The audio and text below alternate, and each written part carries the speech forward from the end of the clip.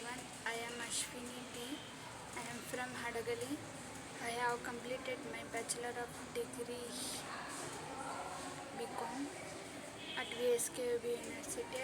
I introduced Police Constable Vinayaka ಕೋಡ್ಬಾಳ್.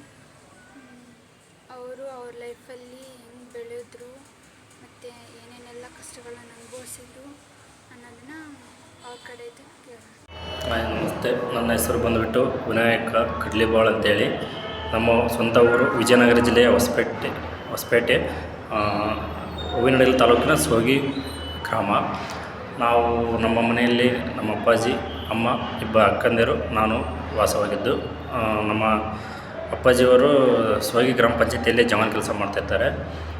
ನಮ್ಮವ್ವ ಅಲ್ಲೇ ಸೋಗಿ ಗ್ರಾಮದಲ್ಲಿಯೇ ಸರ್ಕಾರಿ ಪ್ರೈಮರಿ ಸ್ಕೂಲಲ್ಲಿ ಬಿಸಿ ಊಟ ಮಾಡಲು ಹೋಗ್ತಾರೆ.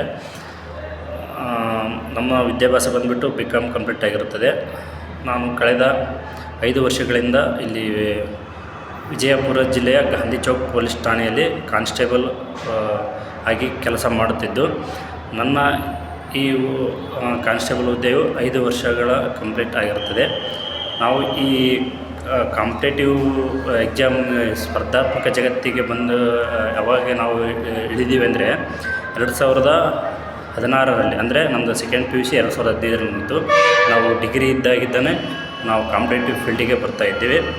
ಅಂದರೆ ಅವಾಗ ಯಾಕೆ ಪ್ರಯತ್ನ ಮಾಡ್ತಿದ್ವಿ ಅಂದರೆ ಅದು ಒಂಥರ ನಮ್ಮಲ್ಲಿ ಏನೋ ಒಂಥರ ಅಂದರೆ ನಾವು ಮೊದಲು ಆದರೆ ಕಾನ್ಸ್ಟೇಬಲ್ ಆಗಬೇಕು ಅಂತಂದೇಳಿ ನನ್ನ ಮನದಲ್ಲಿತ್ತು. ಹಂಗಾಗಿ ನಾವು 2016ರಿಂದನೇ ಕಾಂಪಿಟೇಟಿವ್ ಎಕ್ಸಾಮ್ ಬರಿತಾಯಿದ್ವಿ. ಓಕೆ, ನಮಗೆ ಅದು ಅವಷ್ಟು ನಾಲೆಡ್ಜ್ ಇದ್ದಿಲ್ಲ. ಆದರೂ ಏನಪ್ಪ ಹೆಂಗೆ ಮಾಡೋದು ಅಂತ ಹೇಳಿದಾಗ ಬೇರೆ ನಮ್ಮ ಊರಿನಲ್ಲಿ ಸೀನಿಯರ್ ಇರ್ತಾರಲ್ಲ, ಅವ್ರನ್ನ ನೋಡಿ ಇನ್ಸ್ಪಿರೇಷನ್, ಅಂದರೆ ಅವರು ಬರ್ತಿದ್ರಲ್ಲ, ನಾವು ಆಯಿತು ನಾವು ಈಗ ದಿನ ಪ್ರಾಕ್ಟೀಸ್ ಮಾಡೋಣ ಅಂತಂದೇಳಿ 2016ರಿಂದನೇ ಅಪ್ಲಿಕೇಶನ್ ಹಾಕಿ ಬರಿತಾಯಿದ್ವಿ. ಇತ್ತಾಗ ಡಿಗ್ರಿನೂ ಮಾಡ್ತಾಯಿದ್ವಿ BCom. ಈ ಕಡೆಗೆ ಕಾಂಪಿಟೇಟಿವ್ ಎಕ್ಸಾಮ್ ಇದ್ದರೆ ಅದನ್ನು ಹಾಕಿ ಫಿಸಿಕಲ್ ಪ್ರಾಕ್ಟೀಸು ಎಕ್ಸಾಮಿಗೆ ಸ್ವಲ್ಪ ಓದ್ತಾಯಿದ್ವಿ. ಓದ್ತಾ ಇರ್ಬೇಕಾದ್ರೂ ಆದರೂ ಎಕ್ಸಾಮ್ ಬರೀತಿದ್ದೆ. ನಾನು ಫಸ್ಟ್ ಎಕ್ಸಾಮ್ ಬಂದುಬಿಟ್ಟು 2017ರಲ್ಲಿ ಬೆಂಗಳೂರು ಯಲಹಂಕ ಇದರಲ್ಲಿ ಬಿದ್ದು ಸಿವಿಲು. ಅಲ್ಲಿ ನಾನು ಫಸ್ಟ್ ಸ್ಕೋರು 54.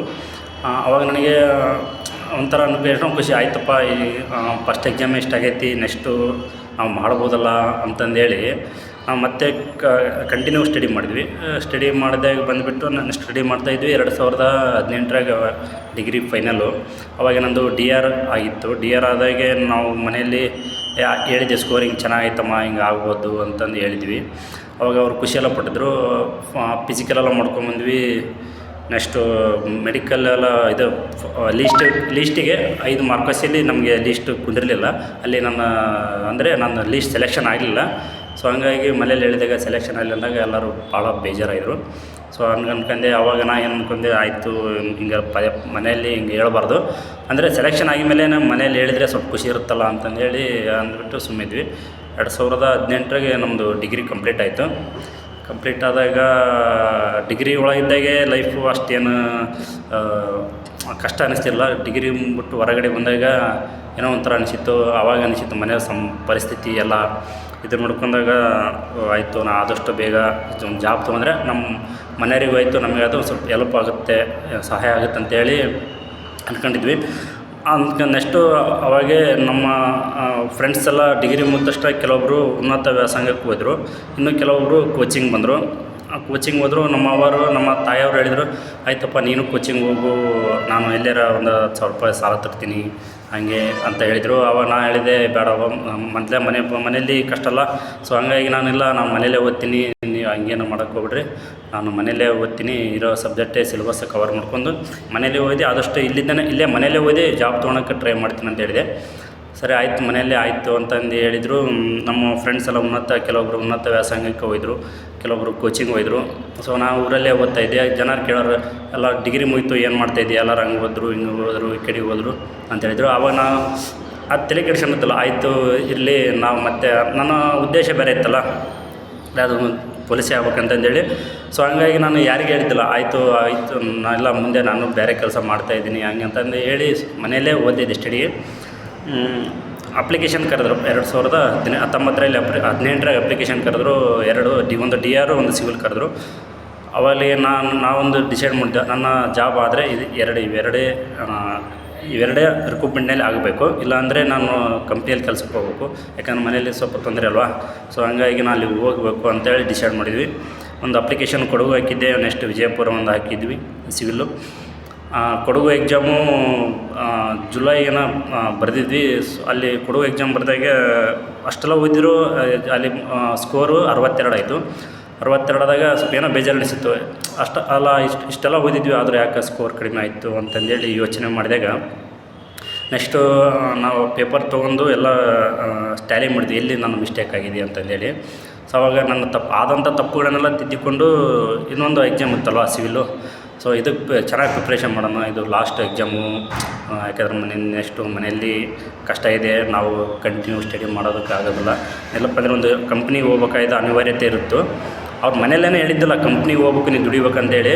ಆದರೂ ನನಗೆ ಮನಸ್ಸು ಅಂತ ಅನಿಸ್ತಿತ್ತಲ್ಲ. ಈಗ ಎಷ್ಟು ಡಿಗ್ರಿ ಮುಗೀತು, 2 ಅಕ್ಕರು, ನಾವು ಮನೇಲಿ ತೊಂದರೆ ಇತ್ತಲ್ಲ. ಸೊ ಹಂಗಾಗಿ ನಾನೆಲ್ಲ ಆಲ್ಮೋಸ್ಟ್ ಇದೇ ಜಾಬು ನಾವು ಮಾಡ್ಕೋಬೇಕು, ಈ ಡಿಗ್ರಿ ಮುಗಿದೈತೆ ಆಲ್ರೆಡಿ ಅಂತಂದೇಳಿ ನನ್ನ ಆದಂಥ DR ಎಕ್ಸಾಮಲ್ಲಿ ಆದಂಥ ತಪ್ಪನ್ನು ನಾನು ಮನವರಿಕೆ ಮಾಡಿಕೊಂಡು ಅದನ್ನು ತಿದ್ದುಪಡಿ ಮಾಡ್ಕೊಂಡು ಕಂಟಿನ್ಯೂ ಸ್ಟಡಿ ಮಾಡಿದೆ. ಸ್ಟಡಿ ಮಾಡ್ಕೊಂಡು ಹಂಗೆ ಒಂದು 6 ತಿಂಗಳು ಕಂಟಿನ್ಯೂ ಸ್ಟಡಿ ಮಾಡಿದ್ವಿ. ಮನೆಯಲ್ಲೇ ಕುಂತ್ಕೊಂಡು ಸ್ವಲ್ಪ ಸಣ್ಣ ಪುಟ್ಟ ಕೆಲಸ ಮಾಡಿಕೊಂಡು ಮನೆಯಲ್ಲೇ ಓದಿದ ನಂತರ DR civil exam date announce ಆಯಿತು. 2019 ಜನವರಿ 27ಕ್ಕೆ ಎಕ್ಸಾಮ್ ಬರೆದ್ವಿ. ಎಕ್ಸಾಮ್ ಬರೆದು ನಾ ಹೊರಗಡೆ ಬಂದು ನನ್ನ ಫ್ರೆಂಡ್ಸ್ ಕೇಳಿದರು ಹೆಂಗಾಯಿತು ಎಕ್ಸಾಮ್ ಅಂದಾಗೆ. ಅವ್ರಿಗೆ ನಾವು ಒಂದೇ ಮಾತು ಹೇಳಿದೆ, ಈ ಸರಿ ನಂದು ಆಗ್ಬೋದು, ಯಾಕೆಂದ್ರೆ ಚೆನ್ನಾಗಿದೆ, ಸ್ಕೋರ್ ಚೆನ್ನಾಗೈತೆ, ಈ ಸರಿ ನಂದು ಆಗ್ಬೋದು ಅಂತಂದೇಳಿ ನನ್ನ ಫ್ರೆಂಡ್ಸ್ಗೆ ಹೇಳಿದ್ದೆ. ಬಟ್ ನಾನು ನನ್ನ ಮನೆಯಲ್ಲಿ ಹೇಳಿದ್ದಿಲ್ಲ, ಯಾಕೆಂದರೆ ನಾನು ಆಲ್ರೆಡಿ ಒಂದು ಸರಿ DR ಆಗಿತ್ತು ಅಂತ ಹೇಳಿದ್ವಲ್ಲ, ಅಲ್ಲಿ ನಂದು ಫೈನಲಿಸ್ಟಿಗೆ ಸೆಲೆಕ್ಷನ್ ಆಗಲಿಲ್ಲ. ಅವಾಗ ಅವರು ಭಾಳ ಸಫರ್ ಅನಿಸಿದ್ರು. ಸೊ ಹಂಗಾಗಿ ನಾನೇನು ತಿಳ್ಕೊಂಡೆ, ಆಯ್ತಪ್ಪ ಇದು ಬೇಡ, ನಾನು ಸೆಲೆಕ್ಷನ್ ಆಗೋನ್ಬಿಟ್ಟು ನಾನು ಸ್ಕೋರ್ ಆಯಿತು ಏನಾರಾಯಿತು ಮನೇಲಿ ಹೇಳೋದು ಬೇಡ, ಚೆನ್ನಾಗಾಗಿದೆ ಅಂತಂದೇಳಿ ಅಷ್ಟೇ ಹೇಳೋಣ ಅಂತೇಳಿ ನಾನು ಮನೇಲಿ ಅಷ್ಟೇ ಹೇಳಿದ್ವಿ. ಮನೇಲಿ ಎಕ್ಸಾಮ್ ಹೆಂಗಾಯ್ತು ಅಂದ್ರೆ ಆಯಿತು ಚೆನ್ನಾಗಿದೆ ನೋಡೋಣ ಅಂತಂದು ಹೇಳಿದ್ವಿ. ಆಯಿತು ಅಂತಂದೇಳಿ ಇದು ಮಾಡಿದ್ರು.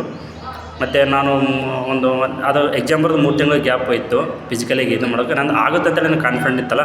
ಸೊ ಹಂಗಾಗಿ ನಾನು ಏನು ಮಾಡಿದ್ವಿ, ಡೈಲಿ ಗ್ರೌಂಡಿಗೆ ಹೋಗಿ ನಾವು ವರ್ಕೌಟ್ ಮಾಡಿದ್ವಿ. ಅಂದರೆ ರನ್ನಿಂಗ್ ಆಯಿತು, ಬಾಡಿ ಆಯಿತು, ಎಕ್ಸಸೈಸ್ ಮಾಡ್ಕೊತ ಇದ್ವಿ. ನೆಕ್ಸ್ಟ್ 3 ತಿಂಗಳಾದ ತಕ್ಷಣ ಒಂದು ಫಿಸಿಕಲ್ ಬಿಟ್ಟಾಗ ಮನೇಲಿ ಹೇಳಿದೆ, ಹಿಂಗೆ ಫಿಸಿಕಲ್ ಇಷ್ಟು ಬಂದಿದೆ ಬಿಜಾಪುರ ಅಂತಂದು ಹೇಳಿದ್ವಿ. ಸರಿ ಆಯಿತು ಹೋಗೋಣಂತೇಳಿ ನಾನು ಫಿಸಿಕಲ್ ಮಾಡ್ಕೊಂಬಂದೆ.